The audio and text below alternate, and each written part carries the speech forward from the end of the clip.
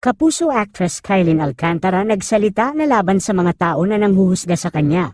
Finally ay tinapos na nga ni Kylin Alcantara ang kanyang katahimikan matapos ang breakup nila ni Kobe Paras. Matatandaan na mahigit 1 linggo din siyang nanahimik. Matatandaan na third party ang naging dahilan ng kanilang breakup matapos mamataan si Kobe na may kasamang babae sa isang bar sa Bali, Indonesia. Nasundan pa ito ng isa pang larawan kung saan may kasama ulit siyang babae na ka-holding hands niya naman. Hinihinalang bagong girlfriend niya na ipinalit kay Kylin. Narito ang kanyang naging sagot sa lahat ng tao na nanghuhusga sa kanya.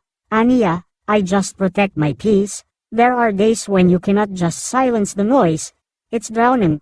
But, you cannot just sink. You need to focus again and float above the surface by listening to the voices that matter to you.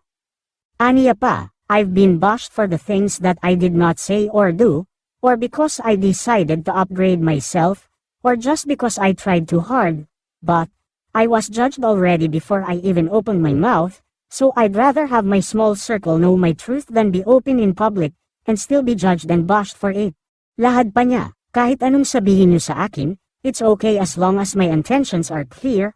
I know my truth, and I know that my truth is the truth. You may have your own side of the story, but my truth is the truth. Maraming netizens naman na naniniwala, lalo na ang kanyang fans, na si Kylin ang biktima dito at niloko. Ito ay ayon na rin sa kanyang official statement, at tila patama na rin daw sa ina ni Kobe Paras na si Jackie Forster. Kung may opinion kayo ay magkomento lang kayo sa aking comment section.